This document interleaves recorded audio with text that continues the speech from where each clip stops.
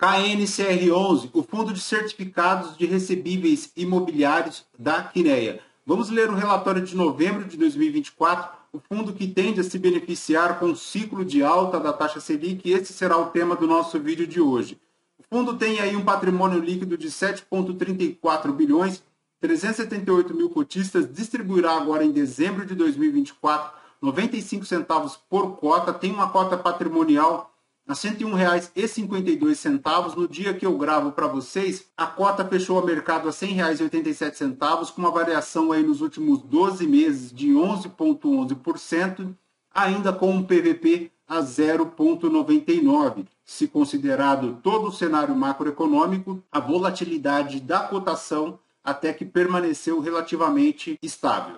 Isso porque o fundo ele possui a carteira indexada ao CDI e tem o objetivo de remunerar o cotista a CDI mais 2,38% ao ano. Portanto, uma posição mais defensiva, com uma carteira com baixo risco de crédito, e isso pode beneficiar demais o fundo com a alta da taxa Selic, porque ele aumenta aí provavelmente as distribuições. Segundo a gestão aqui, ao final de novembro, o fundo apresentava alocação de 94,4% em CRIs, 1,7% em LCI e 3,9% em instrumentos de caixa. A parcela investida em CRI corresponde a 94,1% do patrimônio do fundo, com uma remuneração média aí de 2,38% ao ano e um prazo médio aí na duration de 4,4 anos.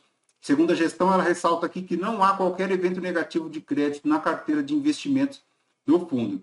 A gestão continua comentando aqui que encerrou a primeira série da 11ª emissão de cotas do fundo, que captou aí 703 milhões. O fundo, pessoal, iniciou as operações em 2012, tem uma taxa de administração aí de 1,08 ao ano e não há taxa de performance. A distribuição de 95 centavos por cota, considerando aí o ingresso no fundo a R$ 102,12, tem uma remuneração, uma rentabilidade correspondente aí a 118% da taxa DI no período. As principais movimentações da carteira, segundo o fundo aqui, foram em relação ao CRI Hotel Copacabana e ao CRI JSRE do edifício Rocha Verá. Toda a movimentação correspondeu aqui a 103 milhões de reais. Em relação ao Hotel Hilton Copacabana, ele aumenta a exposição nesse CRI, praticamente aí 2,5% do PL do fundo, né? Sendo que a primeira operação corresponde a 88 milhões praticamente, e agora com mais uma operação de 90 milhões, a uma taxa de CDI mais 2%. No JSRE Edifício Rocha Verá, ele ingressa nessa operação de CRIs, voltadas aí ao financiamento dos complexos corporativos lá da Torres Ebony e Marble do Complexo Rocha Verá, totalizando aí 12 milhões e 900 mil, a uma taxa de CDI mais 2,60 ao ano. A alocação dela da carteira, um resumo da alocação da carteira, praticamente 95,8% lá indexados à taxa CDI. O fundo tem aí uma negociação na B3 perene, praticamente 12 milhões e 200 mil por dia de transações. Está aqui a DRE do fundo, ele tem um resultado líquido para novembro de 2024 de 62 milhões e 500 mil reais, distribuiu por cota 95 centavos, mas gerou apenas 86 centavos por cota. Está aqui consumindo praticamente uma parcela considerável aí da reserva acumulada, ficando apenas em 9 centavos por cota. Segundo a gestão, o resultado do fundo no período foi negativamente impactado pelo menor número de dias úteis no mês de novembro, o que foi parcialmente compensado pelo nível mais elevado da taxa Selic desde o início do mês. O que também beneficiou o fundo foi o patamar elevado de alocações aí nos CRIs, o que ajudou a compensar todo esse resultado negativo. No cenário macroeconômico, é aquilo que já conhecemos, a Selic a 11,25%, mas com expectativas de chegar aí a 13% ao ano, né? 13,50% ao ano no final do ciclo de alta. Então, este ciclo de alta, considerando que o fundo é indexado ao CDI, pode muito bem beneficiar o fundo com um patamar de distribuições um pouco mais elevados, né? Tá aí os resultados do fundo, gerou apenas 86 centavos, distribuiu 95. Na tabela de sensibilidade, a R$ 101,50, se tem aí um spread de 2,38, subtraindo a taxa de administração, um spread líquido aí de 1,30%, além do CDI. A maior exposição do fundo permanece aqui com a JHSF Malls,